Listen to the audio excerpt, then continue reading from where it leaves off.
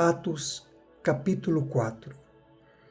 Enquanto falavam ao povo, Pedro e João foram confrontados pelos sacerdotes, pelo capitão da guarda do templo e por alguns saduceus. Os líderes estavam muito perturbados porque Pedro e João ensinavam ao povo que em Jesus há a ressurreição dos mortos. Eles os prenderam e, como já anoitecia, os colocaram na prisão até a manhã seguinte. Muitos que tinham ouvido a mensagem creram, totalizando agora cerca de 5.000 homens.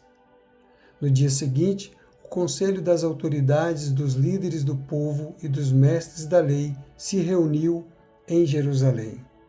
Estavam ali Anás, o sumo sacerdote, e também Caifás, João, Alexandre e outros parentes do sumo sacerdote. Mandaram trazer Pedro e João e os interrogaram: com que poder ou em nome de quem vocês fizeram isso? Cheio do Espírito Santo, Pedro lhes respondeu: autoridades e líderes do povo, estamos sendo interrogados hoje porque realizamos uma boa ação em favor de um aleijado e os senhores querem saber como ele foi curado. Saibam os senhores e todo o povo de Israel que ele foi curado pelo nome de Jesus Cristo, o Nazareno, a quem os senhores crucificaram, mas a quem Deus ressuscitou dos mortos. Pois é a respeito desse Jesus que se diz: a pedra que vocês, os construtores, rejeitaram, se tornou a pedra angular. Não há salvação em nenhum outro. Não há nenhum outro nome debaixo do céu, em toda a humanidade, por meio do qual devamos ser salvos. Quando os membros do conselho viram a coragem de Pedro e João, ficaram admirados, pois perceberam que eram homens comuns, sem instrução religiosa formal. Reconheceram também que eles haviam estado com Jesus. Mas não havia nada que pudessem fazer, pois o homem que tinha sido curado estava ali, diante deles. Assim, ordenaram que Pedro e João fossem retirados da sala do conselho e começaram a discutir entre si.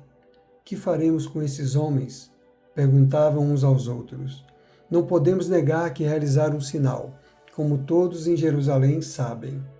Mas para evitar que espalhem sua mensagem, devemos adverti-los de que não falem esse nome a mais ninguém. Então os chamaram de volta e ordenaram que nunca mais falassem e ensinassem em nome de Jesus. Pedro e João, porém, responderam: os senhores acreditam que Deus quer que obedeçamos a vocês e não a Ele? Não podemos deixar de falar do que vimos e ouvimos. Os membros do conselho fizeram novas ameaças, mas por fim os soltaram. Não sabiam como castigá-los sem provocar um tumulto, visto que todos louvavam a Deus pelo ocorrido. Pois o aleijado que havia sido curado milagrosamente tinha mais de 40 anos de idade. Assim que foram libertos, Pedro e João voltaram ao lugar onde estavam os outros irmãos e lhes contaram o que os principais sacerdotes e líderes tinham dito. Ao ouvir o relato, todos os presentes levantaram junto a voz e oraram a Deus. Ó soberano Senhor, Criador dos céus e da terra, do mar e de tudo que neles há, falaste muito tempo atrás pelo Espírito Santo, nas palavras de nosso antepassado Davi, teu servo. Por que as nações se enfurecem tanto? Por que perderam tempo com planos inúteis? Os reis da terra se preparam para guerrear. Os governantes se uniram contra o Senhor e contra seu Cristo. De fato, isso aconteceu aqui nesta cidade, pois Herodes Antipas, o governador Pôncio Pilatos, os gentios e o povo de Israel se uniram contra Jesus, teu santo servo, a quem ungiste. Tudo o que fizeram, porém, havia sido decidido de antemão pela tua vontade. E agora, Senhor, ouve as ameaças deles e concede a teus servos coragem para anunciar tua palavra.